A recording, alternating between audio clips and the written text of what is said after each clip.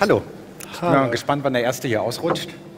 I'm waiting to see when the first one's slipping here. Happily, it's not me. I'm a little sad that I'm not talking about the militarization of cyberspace. Would have guessed that Bundeswehr has a slight misinformation campaign in front of the door. I would have included it. We have a government, Bundesregierung, a new one. We still have no digital minister, but everybody's kind of a digital minister, and we know that the best internet isn't useful if we have someone who knows internet from the newspaper. Günter Oettinger is now luckily responsible for something else, and now we have a lot of ministers who want to be minister of the internet, and there are more than in the last government. And even Angela Merkel said that digitalization will now be part of the head of the government, and those are the ministers which will influence the policy, and those are those who discuss here. And unfortunately, they are not the same, and we are happy if next year some more will be here to discuss about their policies. And now Andreas Scheuer is responsible for a lack of coverage of mobile internet, and now he has introduced an app, and now we are finally at the stage where we start with building more internet, which was promised 10 years ago. And we have a Staatsminister for digital who was noticed because he said something about flying taxis. The interview where she mentions the flying taxis, this was actually about the screwed up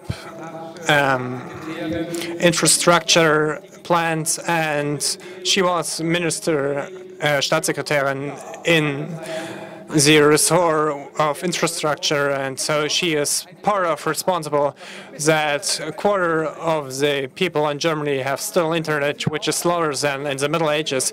And additionally, she said that in the same interview, she said that there is a protection of data as like in the 18th century, and we are asking whether she didn't pay attention in her studies. There was no data protection, and people like Zuckerberg would have been under the guillotine.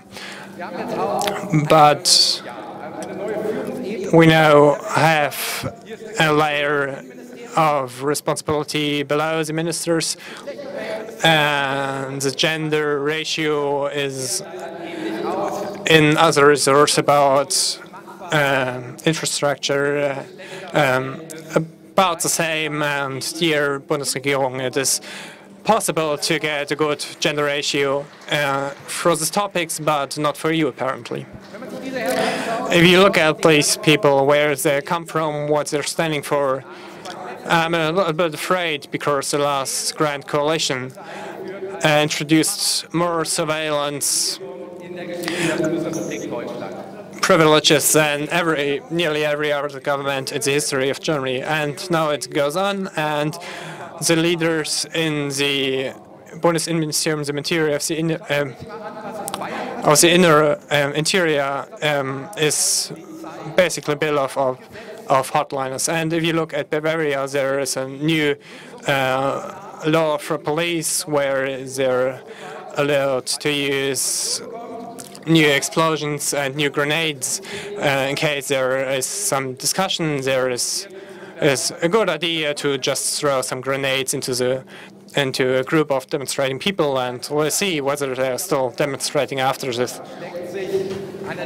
What's behind that is actually something different. This is one of the largest experiments to create a intelligence agency from a police agency. So experts says this is the strongest police law since 1945, and there's good reasons why 45 or why this hasn't been done after 45. And if you look at this, like why this is being made, so the Bavarian Ministry of the Inner says, oh, this is just the implementation of a UA data privacy law.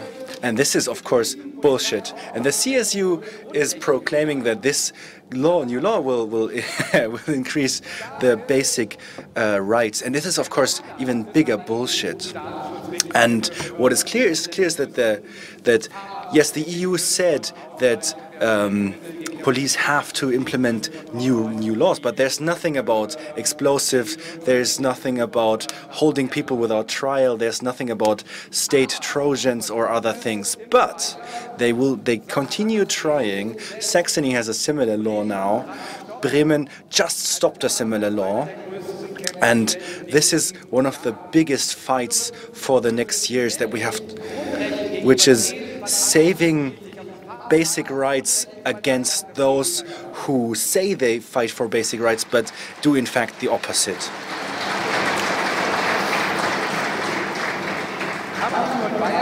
But not only in Bavaria there are problems. In the EU level there's a huge amount of new initiatives which we are looking at right now at netzpolitik.org.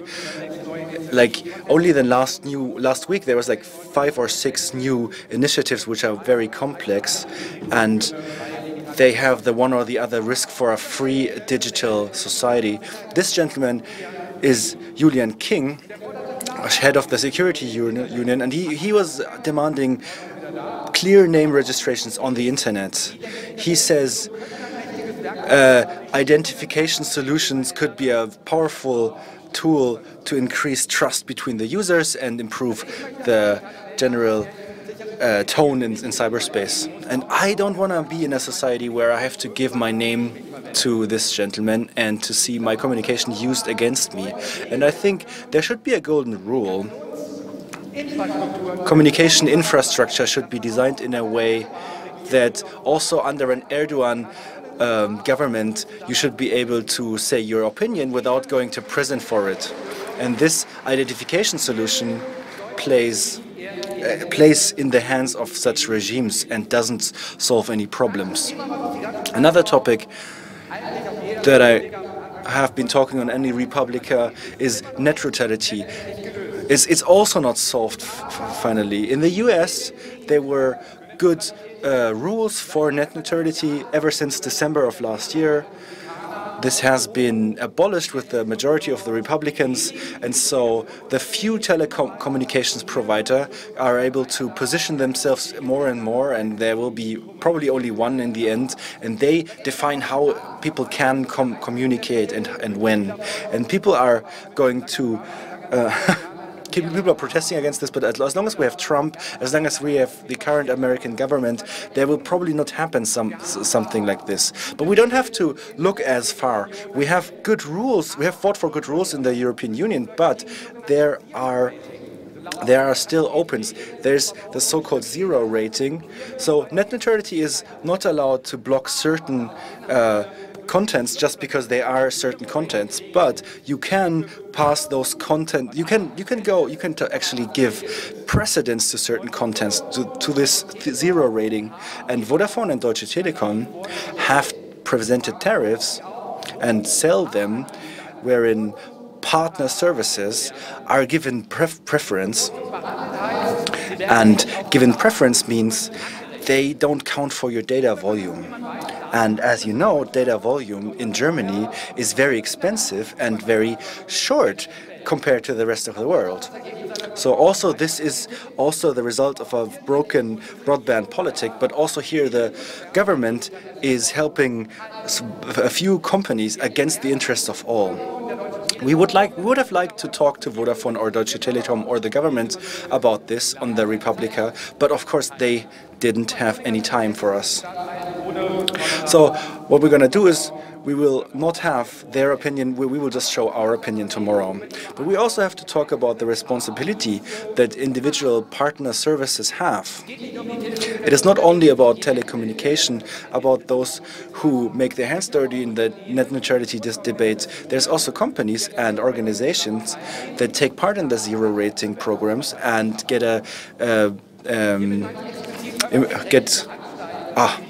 what I'm talking about, like public broadcasting services that changed their tune. They were for net neutrality, but now they have in their ads that their content is actually being preferred compared to our contents, which are not. One topic was dominating the last few weeks. Well, you could say the net politic debate of the year was about Cambridge Analytica and Facebook. And the weird thing about this was not the first data scandal, but the weird thing about it was this went on for 3 weeks instead of 3 days, and is still being discussed right now. But what happened? Not much. Facebook said sorry. There's been a US hearing, but Mark had no idea how the system works and could not talk about it in public. But he didn't know anything. Could not answer the simplest of questions 42 times or 41 times with critical questions. It was like, my team will get back to you. And one of the $1 million question is, how should cooperation with one of the biggest, with the GDPR, how should informed consent with GDPRs from the viewpoint of view of Facebook work for a normal user, if not even if the boss knows what kind of system he's actually releasing towards people? And this is going to be exciting, but exciting is all what is doing the government. So right now they're not doing a lot. They successfully ducked away, and we have so many new digital ministers, but no one feels responsible.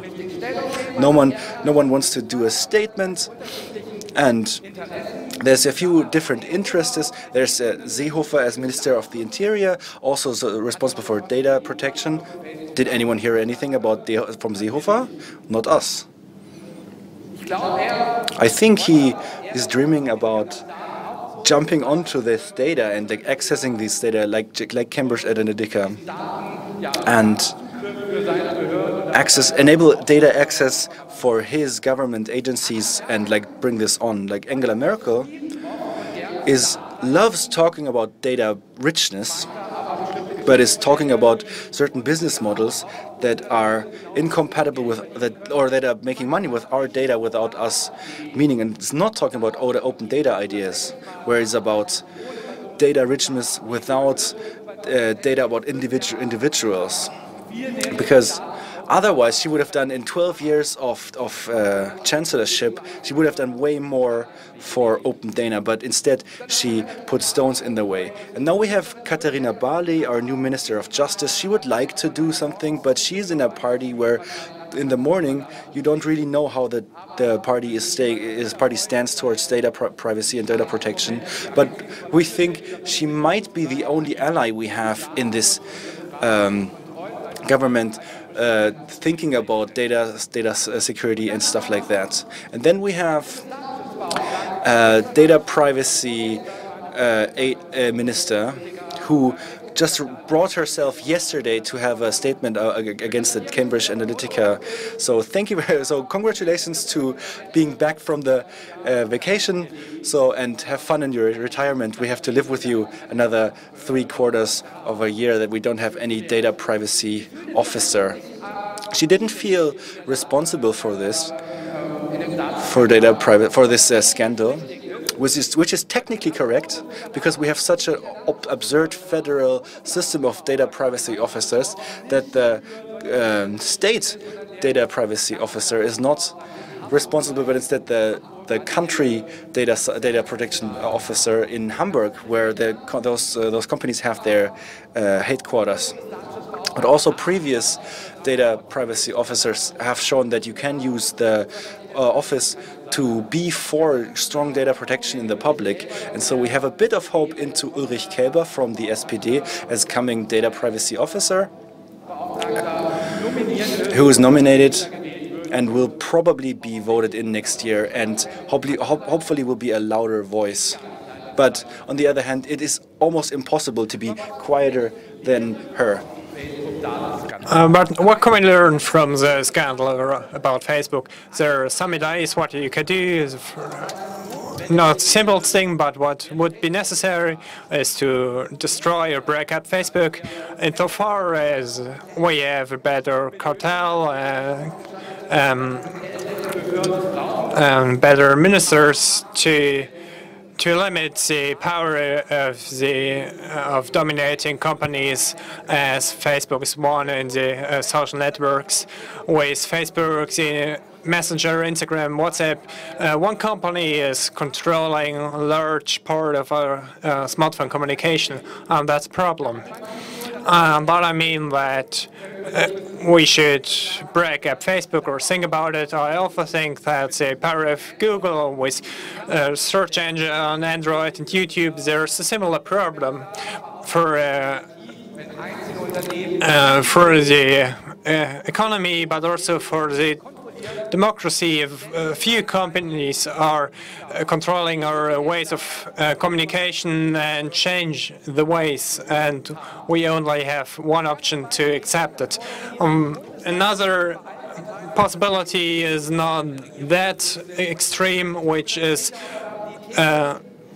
supported by everything but the government and the parliament, and to support the interoperability of the system. The question is, why can't I go from WhatsApp, where a lot of young people are forced to be there? If you go to school today, you can basically not afford it to be not on WhatsApp because everybody else is on WhatsApp. So a platform like Facebook, a platform like WhatsApp can be made to be interoperable with other systems. Earlier, the telephone companies were different, and we broke up the very powerful telephone companies, and we could telephone from one network to another network, and it didn't lead to the end of capitalism, but to a better information system. And there is another advantage against the lock-in effect, that you don't have anymore the feeling that I can't delete Facebook, I can't delete WhatsApp, because in other systems I'm alone, and that is of course a problem of the missing interoperability. There are alternatives. We can use it. They are often not as easy to use as we would like to, and as they should have to be, so a lot of people go there. And also here the government is responsible, and or taxpayers, and to help these companies. Why are there only innovation programs for startups? Why are there no programs for digital democracy, which are as important and are not that expensive? Why are we not taking 10% of the taxes of the taxes which are used for the public broadcast system, and which is still useful for the classical media, but it is still important for the digital ways of communication. So I think we should take 10% of these taxes to finance 10% of these to finance open systems and infrastructure.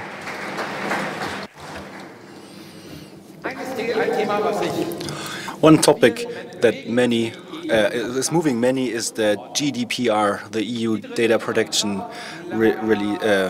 law.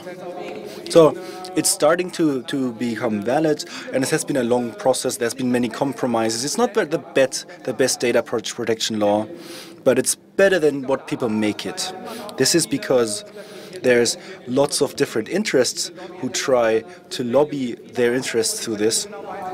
there's many people who we don't know who they're working for, because there's not a lot of transparency in lobbying as we would like. But in general, don't panic.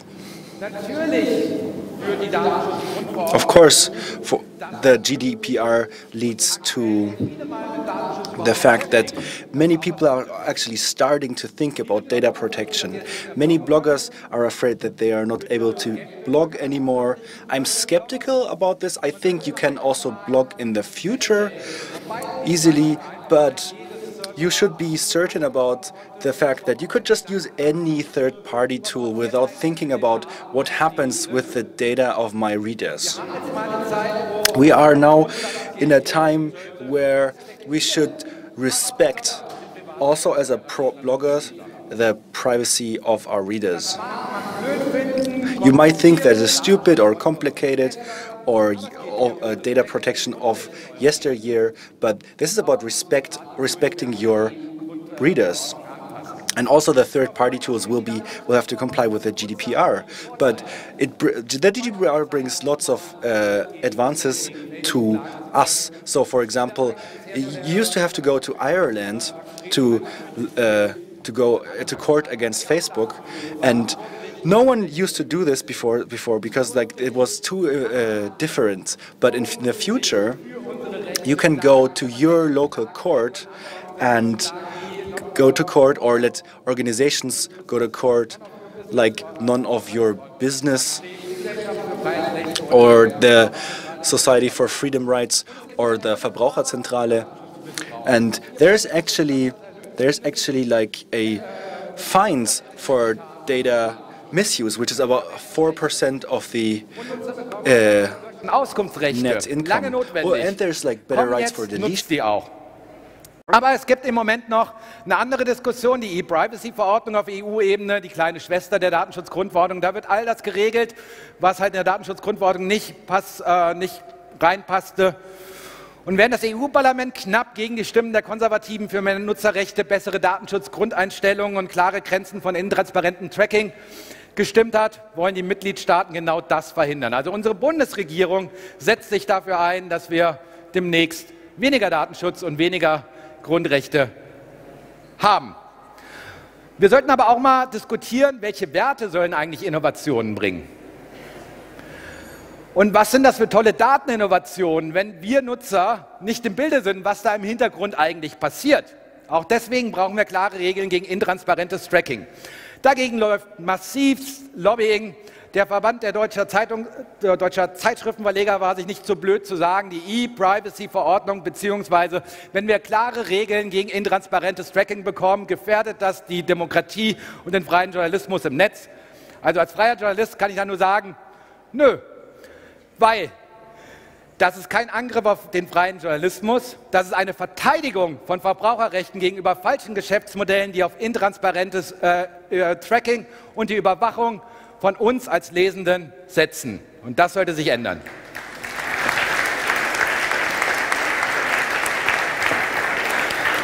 Dann haben wir gerade die EU-Urheberrechtsreform. Das Leistungsschutzrecht ist das eine Thema, was viele aufregt. Dagegen gibt es zu Recht viel Kritik. Da haben wir auch die großen Unternehmen wie Google und Facebook, die auch keinen Bock drauf haben, sehr geschicktes Lobbying machen. Aber die eigentliche Gefahr geht von was anderem aus, und das sind die sogenannten Upload-Filter. Mit Upload-Filtern sollen Inhalte beim Hochladen gegenüber Datenbanken gecheckt werden. Und man will schon beim Hochladen verhindern, dass bestimmte Inhalte erscheinen. Das wird jetzt schon eingesetzt, unter anderem bei Fragen des Terrorismus, Terrorismusbekämpfung. Und wenn man sich das System der Upload-Filter genau anschaut, dann stellt man eine Parallele fest. Das ist eigentlich fast dasselbe wie Zensursula, wie das Zugangserschwerungsgesetz. Das geschieht nur auf einer anderen Ebene, einem anderen Layer des Netzes, nicht mehr auf Fragen des DNS, sondern auf Fragen der Plattform.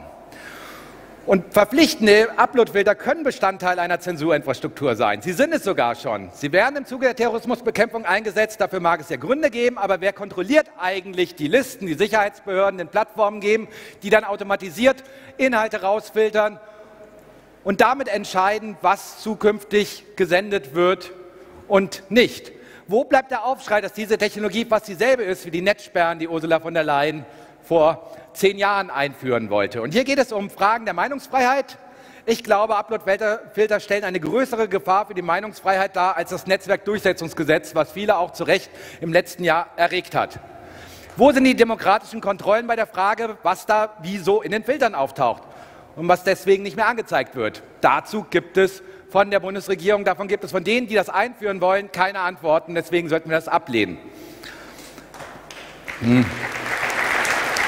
Okay, ich habe nur noch wenige Minuten. Apropos Netzwerkdurchsetzungsgesetz, das gibt es immer noch.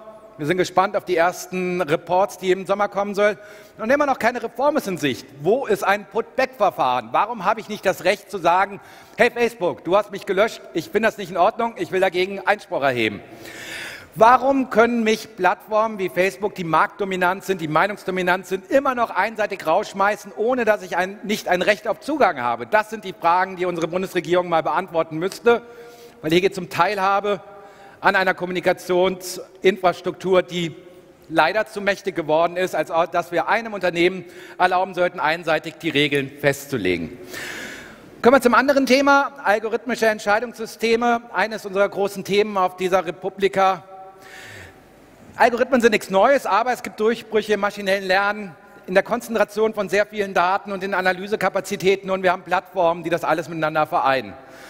Und daraus entstehen Blackboxen, die sich einer demokratischen Kontrolle entziehen, und dafür brauchen wir Wege, weil diese Blackboxen werden eingesetzt in sehr sensiblen Bereichen. Predictive Policing, Kreditscoring, Regulierung der Öffentlichkeit.